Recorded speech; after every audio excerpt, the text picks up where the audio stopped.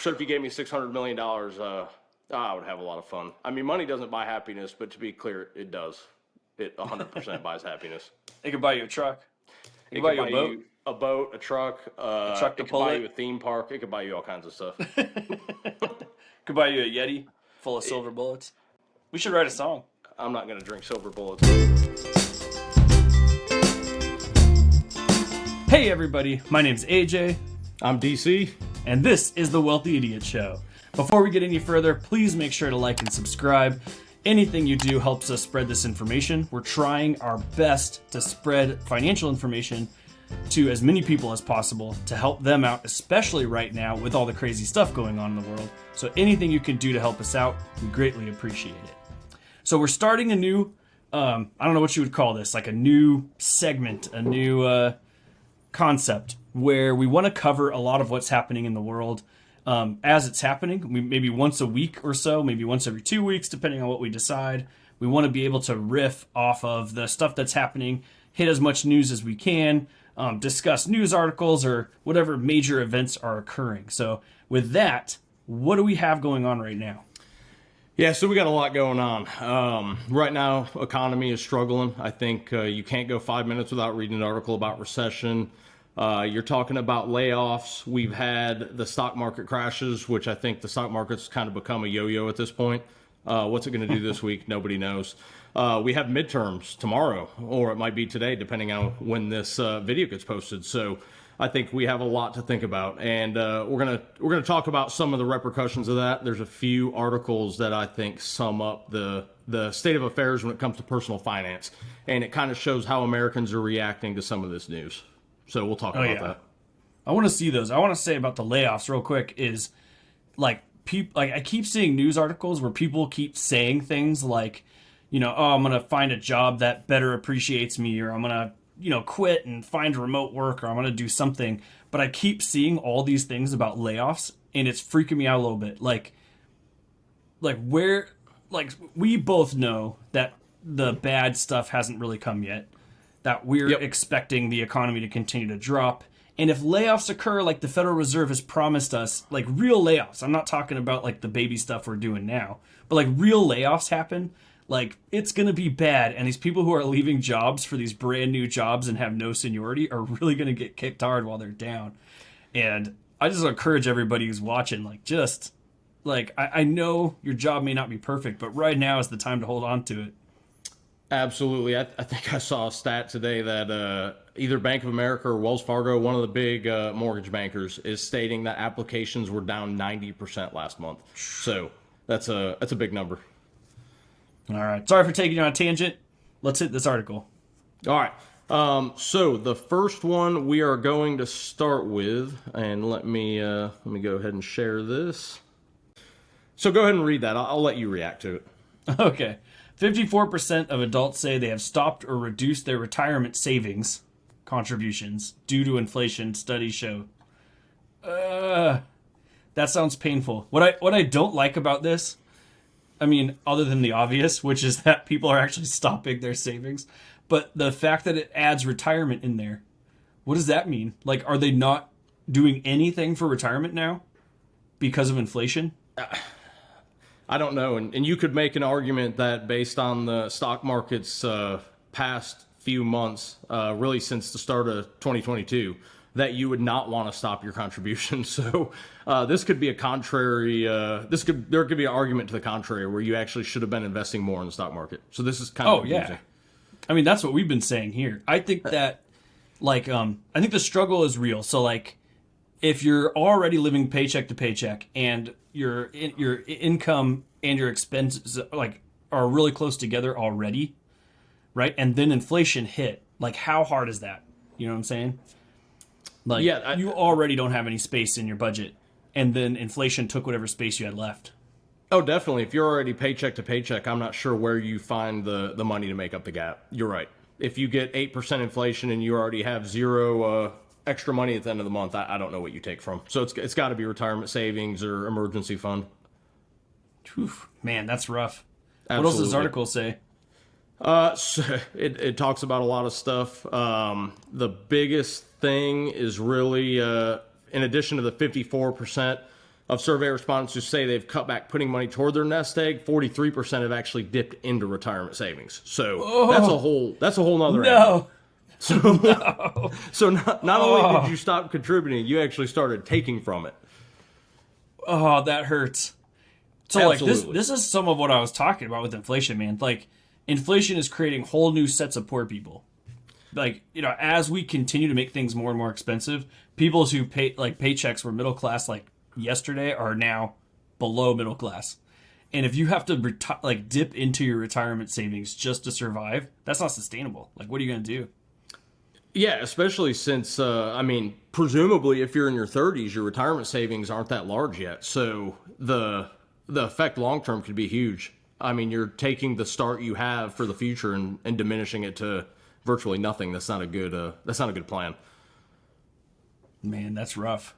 Yeah, I'm not a big fan of hoping things work out. So I think solid planning is really the bedrock to this, and it's something we talk about a lot. Is you have to make a plan for all circumstances. Yeah, I think that the answer to this one is not fun. It's twofold. One is your standard of living. Like, we have to get creative about our standard of living. Right? People have not had to get creative about that for a really long time. And I think it kind of has really hurt us for this whole period. Is like we have a really high expectation of how we're supposed to live. I think we got to drop that significantly.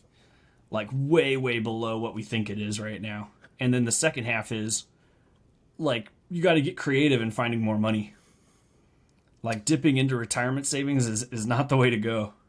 No, I agree. And I think part of what you said is people don't understand how to live off of less money, and part of that's because of the huge stock market rally from 2008 to present, basically, or to the start of 2022. So from 2008 on, it was a huge market for anyone invested. So take millennials, for instance, most of them started saving probably around 2008. What have they known the whole time? Just massive stock market gains. So try to unpack that into a bad economy, and it could be costly. Oh, yeah. We released an episode a few days ago where I put a chart in there about what would have happened if you invested over the course of that 2008 crash and how long it would have taken you to get back and to actually start making some like really good money. And it looks pretty good. You know, for those of you who are wondering whether or not you should sacrifice, I don't know, eating out this week so that you can invest, maybe go check that episode out. I'll link to it. Absolutely. I mean, I bought fast food chicken for the family, and it was $40. So that's an easy $40. Absolutely, that's $40. Oh man, like so I have 4 kids and a wife, right? Like we went out to eat, and dude, like just at fast food places, it's not a little bit of money anymore. No, I think, and this is a shout out to Wendy's, but the Wendy's 4 for $4, I think, is all we have left. So, all right, Wendy's. They're not sponsors of this video, but they might as well be. They are not, but they're getting some free love today. So, again, I want one more line I really want to stress on this, and it's all in the key points. I kind of like how they do this. They put key points right in the beginning of the article. But for anyone who has taken money from their nest egg early, they need to be sure that there will be, or they need to know whether or not there will be tax implications. So, there's a potential that not only did you pull money from your stockpile early, but you could owe Uncle Sam and possibly your state money as well because you pulled out before the allowable age. So that's a double whammy, possibly triple whammy, depending what state you live in. Tell me how that works, because I've not done that myself. If you pull money out of like your 401k, for example, and let's say I pull out my entire 401k, and let's say it's $20,000. Do I get like the entire $20,000 right there? And then am I liable for taxes later when tax time comes? So, you know what I'm saying? Yeah, so I don't know. I think some providers have different rules, but on 20 grand, I would think they would pre-withhold federal tax. Your 20,000 would probably be reduced by, I'm just spitballing, but I would guess 5,000. So you'd probably get a check for $15,000, and then you would owe state tax, if applicable, to end of the year as well. So with that being said, though, if you withdraw $100,000 or $200,000, the tax implications can be huge, and there's also a 10% tax penalty levied by the IRS if you pull out before 59 and a half. Now, bear in mind with COVID, there's been some COVID relief provisions that have allowed early withdrawals for hardship. Those don't apply. The 10% does not apply to those. There's waivers all over the place. But as a rule, if you pull 401k money prior to 59 and a half, you will feel the 10% penalty. So Okay. Yeah, my thought process on that one was like, what if we hit like what is tax day? April 15th? Yeah. Yeah, like what if we hit April 15th and all of a sudden, like these 43% of people who have dipped in their retirement savings all owe taxes and they don't have the cash? Like, what does that look like? But it sounds like that may not be an issue if withholding, kind of fix that. Correct. Yeah, and I'm sure there's some plan leeway on that. So I wouldn't take it to the bank that your provider's always going to withhold money. I just wouldn't take that to the bank. That's a personal responsibility issue. So you should really know what you're doing and what the consequences are. That's the piece I want to stress on that. But I hate holding money, dude. I don't like it. I know. It's rough. I want to buy something with it that makes money, like real estate or gold or dividend stocks. Absolutely. I just want to get rid of it. I don't like holding on to it. Yeah, just none of the stocks that are plummeting, though.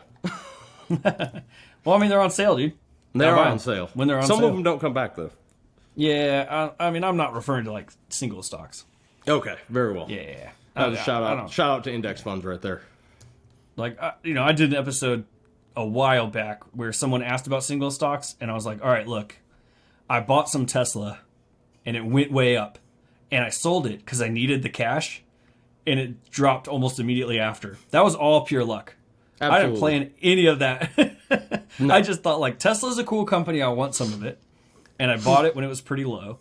And then I just happened to have the cash at that moment, right? Or need the cash at that moment. It just happened to line up, right? And so I ended up making a bunch of money. But it's just pure luck. I mean, I wouldn't do that again for sure. No, and you shouldn't bank on being successful 100 times in a row on that. So No. Yep. So I don't own any single stocks right now, just in case people are watching and they're wondering. Yeah, I own one, but I'm not giving away my personal secret. Not because I'm worried someone will steal it, but I'm worried someone will lose money, so I'm not going to give that secret away. Okay. I'll ask you after the episode. Yep. All right, what else you got? The second piece of this, and I'm going to stop sharing real quick, but this one is equally, actually, no, this one's more frightening. I don't want to give it the glorious phrase equally. So, okay, so the next one I'm going to share, which should be up on your screen now, is way more alarming in my opinion. I don't want to give it any credit as being on the same footing as the previous article, so I can already hear your reaction. I'll go ahead and read this one. I don't want you to throw up on camera. So 55% of Americans are behind on saving for retirement, and that's okay. What?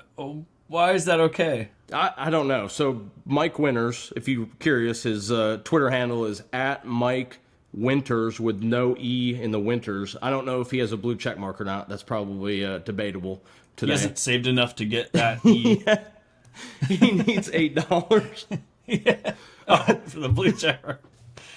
I don't he doesn't know. have any retirement savings, so he can't afford the blue he check may not. mark. I mean, I could tell you I would never write an article that says this. I mean, I guess the first, 8 words are okay, and then it goes downhill. So, well, like 55% of Americans being behind on savings for retirement is not great. That no, means it's not great, but it's just 55% of Americans need to subscribe to the Wealthy Idiot Show. Absolutely, I agree with that. That seems pretty big. That's like a huge demographic. We got to find those guys. Yeah, we do. But That's that what we're working last 3 words there, like what?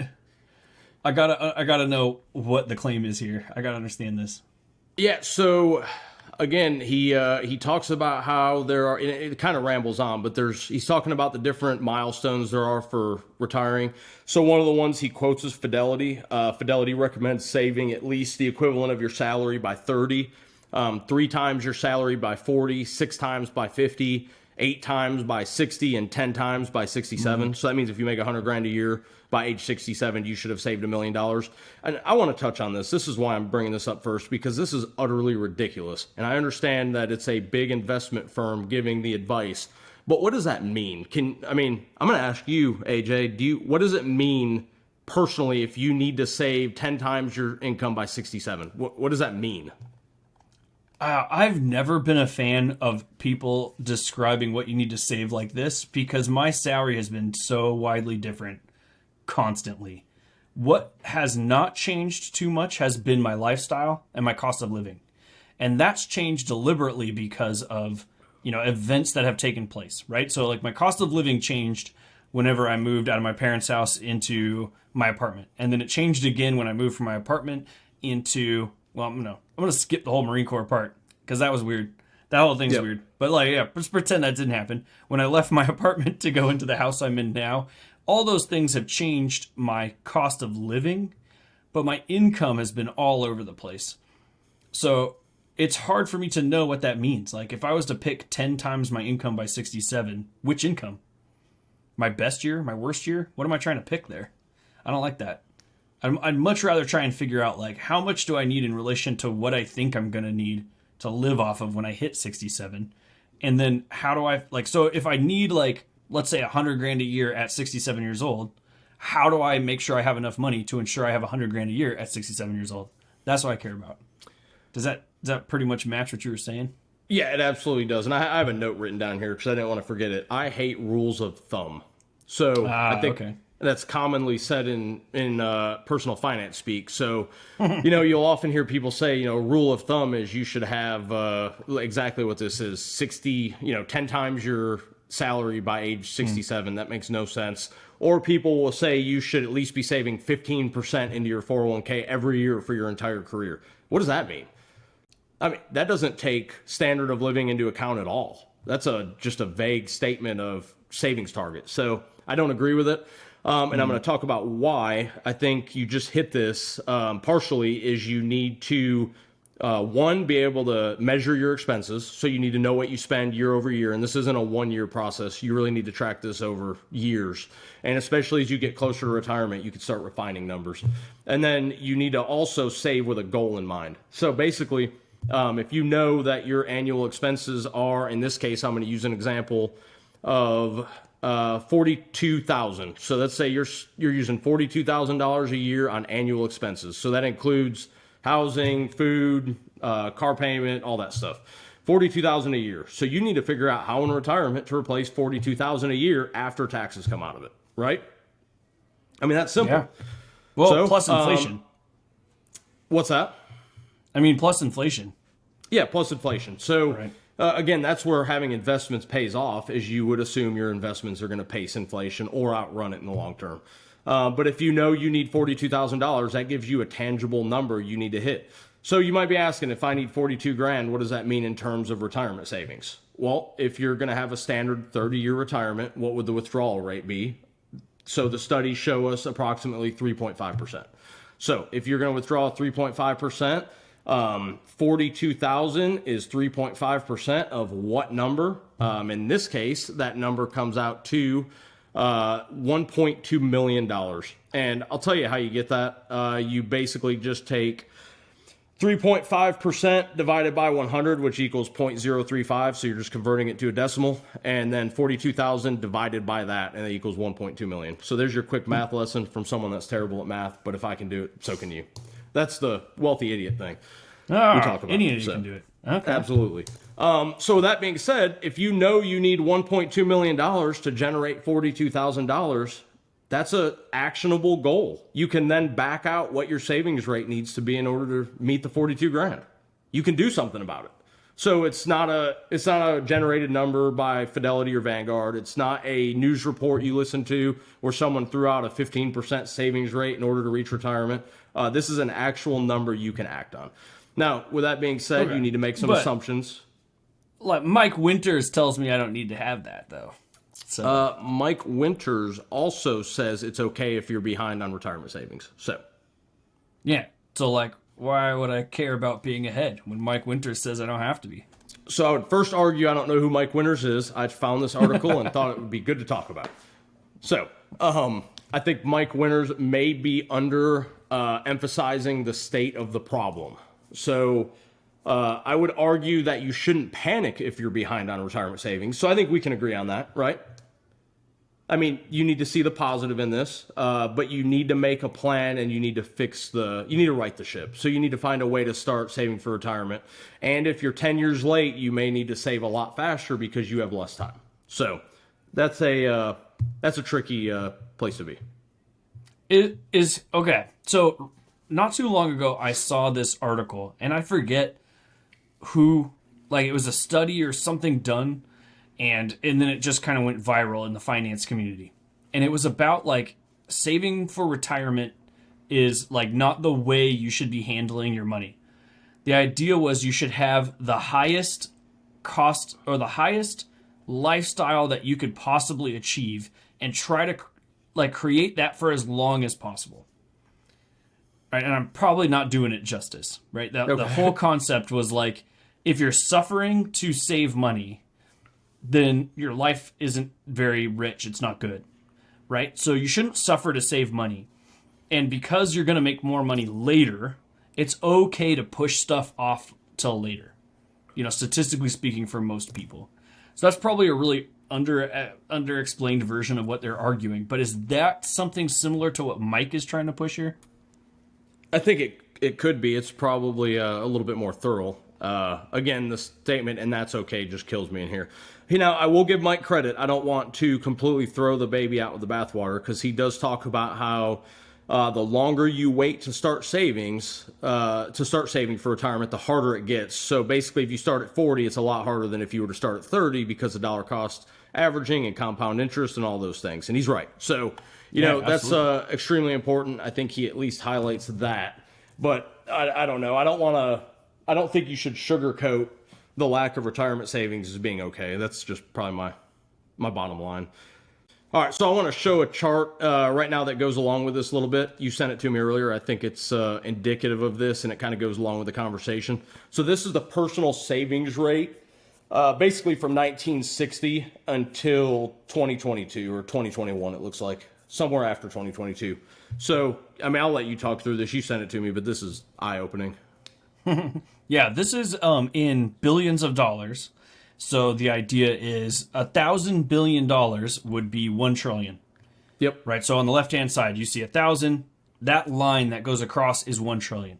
And what we're seeing here is the reported savings total, not the rate. Right. Because I had a commenter tell me like, hey, savings rates are down, meaning people are saving less per month.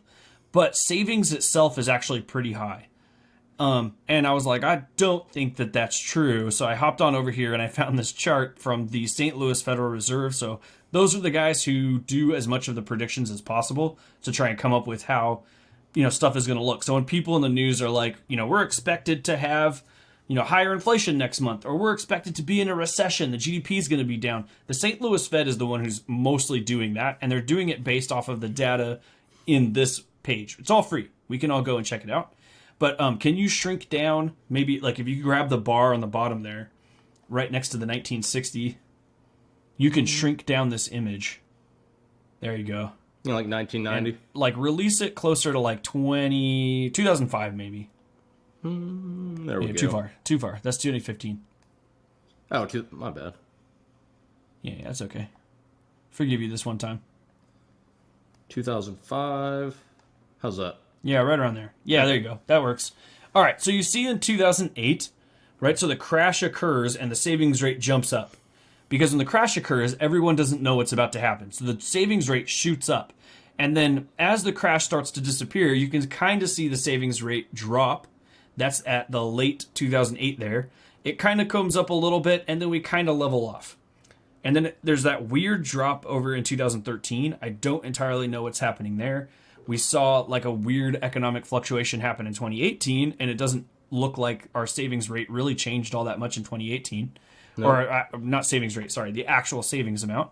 And then obviously 2020 was weird. So 2020 hits, everybody's locked inside, nobody's spending money. Funny how that happens, right? Like we find ways to not spend money when we're all locked inside our houses. Yep. So savings goes off the charts. I mean, it's not a little bit off the charts. That's $6.4 trillion. Right? So before, what is that? 1.5 trillion. Yep. Yeah. So savings rate goes off the charts, right? And then as COVID starts to die down, it kind of slides. And then it jumps up again in 2021. I don't really know the reason for this second jump. I don't have an idea. Maybe it's I think stimulus checks probably could have a little bit of it. That could be. Yeah, we printed a bunch of money and people were trying to figure out what to do with it. Yeah, I think I read an article that I don't want to misquote it, but a lot of people saved the last stimulus check. So I think that could, I mean, if the Fed, essentially if the Fed printed a bunch of money and gave it out to Americans and then they put it back in savings, it would make this chart jump. So, and that's fair. And this doesn't separate individual versus like a wealthy person. You know what I'm saying? So like it is personal savings. I mean, this doesn't refer to like corporate savings or bank savings, but if you're like Elon Musk and you're about to buy Twitter, for example, and you're sitting on $45 billion waiting to purchase Twitter, that's going to look like personal savings for a minute. So, with rich people in here, and I don't think everybody quite understands this, but when we cut stimulus checks, most of that money doesn't actually go to people. What was the percentage? It was like 80-20. 20% went to actual stimulus checks and 80% was like diverted to banking systems and everything. Right? So that could have something to do with these giant spikes as well. And then the important bit here is that after 2021, when we're starting to go into a recession, our savings just disappears. Absolutely. So we hit that initial recession, the one where everybody argued, was this a recession? Was it not a recession? Everybody still has jobs, so maybe it's not a recession. Right? When that hit, our savings disappeared. So now in July, the summer of 2022, we're down to $660 billion. Yep, September is 581. And in September is 581. And that's the lowest it's been since, like, if you track back, it's like... I don't even know. 580. Look at that. I would say... I would call it 2008. Yep. Yep. And the Fed is promising to bring about a major recession. So we have the Federal Reserve promising to bring about a major recession as everybody's savings rate is lower than it's been since 2008. Yeah, that's not good. Yeah. So I went and found this because you sent me those articles, in preparation for the show, and I was like blown away. I'm like, we're not in a good place right now for what's about to take place. Like nobody is. Agree, but I think we can find solace in the fact that Mike Winter says you'll be okay. Mike Winters. But he can't even afford an E in his Twitter handle. I don't know how I'm supposed to believe that guy. I think, that's unfortunate someone stole his name before he could get to it, but, it happens. Nobody had the wealthy idiots. Just saying. No one had wealthy idiots. That's ours. All right, so we're going to hit a few topics real fast. Both of us will give our opinions. We'll move on to the next topic. So the first thing that's obviously big in the news right now, and everybody's talking about it, is Elon Musk and Twitter. Go. I don't know. I think it's a crazy amount of money to pay for Twitter. What was it, 54 billion? Or 44? Whatever the number was. Something with a billion in front of it I think was too much. So, I don't know. I think it's risky. I don't know why he's doing it. I can't tell you his personal motivation. I think with his tech background, he could have created a new Twitter that would have competed for a lot less. So that's my hot take. I don't think it's a good purchase, but apparently Bank of America does, and they know a lot more than me. So yeah, going along in that same lines, like I don't think people understand that he didn't like cash out his investments to go buy Twitter. He took out fat loans to go buy Twitter in hopes that the income from Twitter is going to cover these loans. And then in the matter of like days, he's switched his plan several times to try and figure out how to make this thing cash flow. Because if people don't know, like Twitter does not cash flow. It's been negative for a really long time, right? So it's been kind of propped up, and he bought a company that isn't cash flow. Like if I was going to buy a real estate that's not cash, like it just wouldn't happen. I just wouldn't do it. I wouldn't do it either. Right? So Agreed. He has to trust in his ability to produce enough cash to pay off this loan. And it looks a little bit like he's panicking. That's my take. I don't know. I think, was it you or somebody else told me that maybe what he's doing is just chucking out ideas like at a crazy fast rate. Yeah, just he's doing to on the see fly what market sticks. research. Yeah. Yep. Just to see what happens, because the alternative is he picks something and then he goes hard at it and it fails. Whereas this way, he's just, pivoting every 2 seconds until maybe something sticks and he can like go with it. That could be. But man, this whole thing is wild. I'm interested to see how this turns out. Yeah, or he could have bought Twitter just to troll people that don't like him. I'm not putting that past him. Yeah, but that's $54 billion troll. Yeah, I know. I wish I had enough money to troll for $54 billion. Yeah. I wish someone would troll our direction about $1 million. Absolutely. We could make this channel really into something for sure. I agree. We would be great. We're great now, but we would be greater. Yeah. What are we running on now? Like tens of dollars? Like, yeah, we would be well, set up. Yeah, I don't know what we're running on. Yeah, it's not a lot. If people are curious, it's not a lot. I did an intro to my last show where I showed how much money we make off of YouTube now that we're monetized, and it's zero. I haven't made anything yet. Yeah, so the wealthy idiots did not get wealthy via YouTube or blogging. Let's just throw that out there. No, at least not yet. No. Not that that's, not that I'm against that, but. We'll get better, though. All right. Topic 2, $1.5 billion Powerball. 1.5. I think it's 1.9. Is it up to 1.9? Oh, shoot. Yeah. I at 1.5 when I looked up this topic. No, it's 1.9. Hey, so it's funny you say that. What's the deadline to purchase a ticket? Because I forgot. Oh, I don't know, man. Let's look it up real quick. Now I'm kind of nervous. I have a gas station by my house, though. I don't want to get left behind. You got to head over there real fast. Let's see. When is the cutoff time to buy a Powerball ticket in Connecticut? 11 o'clock Eastern time. I'm going to assume that that's probably the case where you are too. Okay, I'm good. My gas station's 3 minutes away. It's 10:59 p.m. Are you going to YOLO everything you have at the Powerball? No. So I guess I'll make a comment now that you pointed at me. I'm not YOLOing anything. With that being said, I'm guessing you want a take on the Powerball. Is that correct? Yeah. So, my expert take. I didn't mean that you should go and like YOLO your stuff. No. Like what do you think is going on with the Powerball? Man, I was firing up the Venmo account right now. So I guess my take on Powerball is I'm not a huge fan. I think lottery's a great way to rob from poor people. I do. And it's state sponsored, which makes it even worse. In this case, there's no way I'm not going to spend $10 on a chance at 1.9 billion. So I'm guilty. It's irresistible. I think if I think I could have had a chance to win and I didn't, I would kick myself. So I think half the fun in the Powerball, and you'll probably agree with this, I would think, is thinking about what you would do if you win. I think the cash out after taxes is $600 million. So if you gave me $600 million, I would have a lot of fun. I mean, money doesn't buy happiness, but to be clear, it does. It 100% buys happiness. It could buy you a truck. It could buy you a boat, a truck to pull it could buy you a theme park. It could buy you all kinds of stuff. Could buy you a Yeti full of silver bullets. We should write a song. I'm not going to drink silver bullets, but nonetheless, I digress. I always imagine the amount is 600 grand, right? And like if you were to put 600 mil. That's 600 million. Sorry, 600 million. I mean, I'd take 600 grand. I'd be happy with 600 grand, but I'll take 600 million. 600 mils after taxes lump sum. Yeah, so you take 600 million, and let's say we put it into dividend-paying stocks that are paying about 4% right now.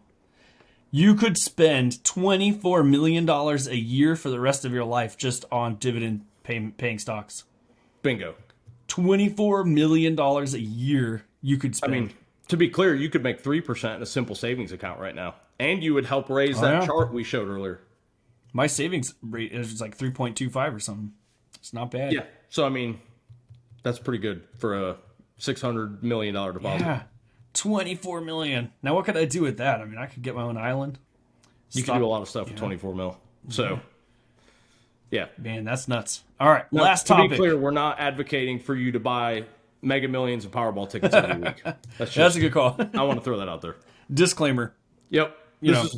This is 3 times a year fun thing. So, $10 when you make, I'm not going to announce your salary, but like, $10 is, a chicken sandwich you skipped one day at fast food. Like, yeah, I will skip Starbucks twice this month and be okay.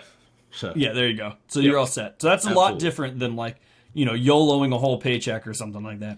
Yeah. And the best way is if you go in with a group of friends and you all throw $10 in, you do increase your odds. We're not going to talk about how bad your odds are because they're still not good, but nonetheless, they get better relatively. Right? So, rather large group of friends. If you want to get depressed, read about the odds of the Powerball, and you'll be less enthusiastic. If everybody in America went in on the Powerball and promised to split it all up evenly, we'd all make $2. Yes. Yeah. Okay. So how long would it take you to build an algorithm to buy all those tickets? Well, I'd have to get everybody in on it. Yeah, it would be hard. It was impossible. Man, we could all get a candy bar, guys. Yeah, An this energy is drink. fake news idea. All right, last midterm. So keep in mind, this is going to air, this is going to air after midterms, right? Yep. I mean, at the bare minimum. If I could get this out tomorrow, so we're recording on Monday, just so the audience knows, we're recording on Monday. So midterms finish tomorrow, and we'll have an idea of what that looks like at the end of tomorrow, and then For the most mail-in states. ballots still got to be counted. So Yep. it will take a few days to know for sure in some cases, especially when it's close. Yep. And this will air probably in the middle of all of that. So with that knowledge, what's your take? So I'm going to give you a market prediction. So I think there's a 50% chance the market drops, and there's a 50% chance the market goes up, and there's a 50% chance that it stays the same. That's 150%. My bad. So let's call it 33, 33, and 33. So I think there's an equal chance that all of those things happen. There's also an 80% chance I'm completely wrong and I don't know what I'm talking about. And that's the message I want you to leave with today, is that nobody knows. Elections are weird. World events are weird. You don't know what's going to happen because it is so unpredictable. And that is the key trend of the stock market I want you to remember after today. That's very true. So people are real finicky when it comes to change. We want to be able to predict what's going to happen. And elections mess those predictions up, right? And we know that. So we know that like pollsters don't get it right. We don't know, like even if a group of candidates all come in saying a particular thing, we don't know what that's going to actually produce in the long run. And markets tend not to like that. So I like what you're saying there. Like anytime there's anything that's not predictable, we tend to get like a little bit of a retraction, right? Yep. And then when stuff becomes predictable, it starts growing again. So, I don't know when that's going to take place, when we're going to be in a predictable space where we feel comfortable with what's going on. But the elections seem to cause kind of like temporary spikes and declines, kind of like earnings reports do for companies, right? Like a company comes at like leading up to the earnings report, people are buying or selling based off of what they think that earnings report is going to produce. Then it produces something they don't expect at all, and then all of a sudden the market totally shifts. Either people just start gobbling it up or people start selling it off crazy fast, right? Apple's a good example. Just recently, Apple produced their, like, leading up to the earnings report, Apple stock was dropping because I think they thought that because of the supply chain stuff, it just wasn't going to work out. Apple releases its earnings report and everybody's blown away. Okay, they not only did they beat last year, the same quarter, they beat last quarter, and they beat their predictions, right? So everyone starts buying Apple. Apple stocks shoot up. Well, I think everybody sees that, and they're like, oh, like too many people are confident in Apple, and they all kind of tighten back up again. And so Apple's back down again. So all these things, including midterms, are going to cause some weird temporary spikes and stuff, and I think that you're absolutely right. Like, in the long run, I don't think it'll make too much of a difference. No, and there's also the fear of missing out. So this is one of the worst things, I think. FOMO for, hashtag FOMO, whatever you call it, no matter. So fear of all my missing kids out. have that. Yeah, you see something happening and you think because you're not doing the same thing that you're missing out. There's a way to combat that when it comes to the stock market, and it's investing often. So if you keep investing over a long period of time, you'll stop getting those thoughts that you're missing out. If you don't invest at all, then you're not going to get that feeling. You're just going to always feel like you're missing out. So there's a pro tip. I don't know if it's actually a pro tip. We'll call it a semi-pro tip. And yeah. So that's a good call out. And if you're someone with really bad FOMO, I have a crypto coin to sell you. So like, hit me up after the show. Don't listen to him. That's probably a scam. It's a real crypto coin. He would never scam anybody, but that's a word of caution. We're hitting all kinds of things. There are a lot of crypto scams out there. Be careful. That was a test. Yeah, that's a good one. Don't call him. But you can comment down below. Let me know. You're joking. I mean, I'm not joking about the comment. All right, so I don't have a crypto coin. I'm just messing around. But please do comment down below. So with that, we'll go ahead and wrap this up. we'll do this again either next week or in 2 weeks and kind of hit whatever the news topics is. So we're going to have stuff like whatever happens in the midterms will be an interesting thing to check out and see how the market responds. We'll have other reports that come out between now and then. And then eventually, we'll redo this also at the end of November, beginning of December, because that's when the November reports all come out. So we'll take a look at how those kind of worked. And maybe we'll know a little bit more about what Elon Musk is doing with Twitter. Absolutely. That'd be kind of interesting.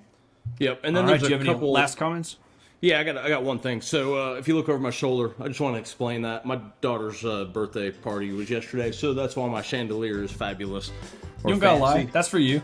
No, that's not for me. I mean, I kind of like it. It might stay for a little bit, but it's not for me. So I just wanted to explain that. I'm sure we'll have 6 or 7 questions from our faithful followers. So. All right. Well, I want to thank everyone for stopping by. If you liked today, make sure to like. If you got any comments, questions, want to buy some crypto from AJ, make sure you do it down below. And head over to wealthyidiots.com. We have tips, news articles, calculators, anything you could think of. We're adding stuff constantly. So I want to thank everybody for stopping by, and we'll see you guys next time. All right, have a good one, y'all.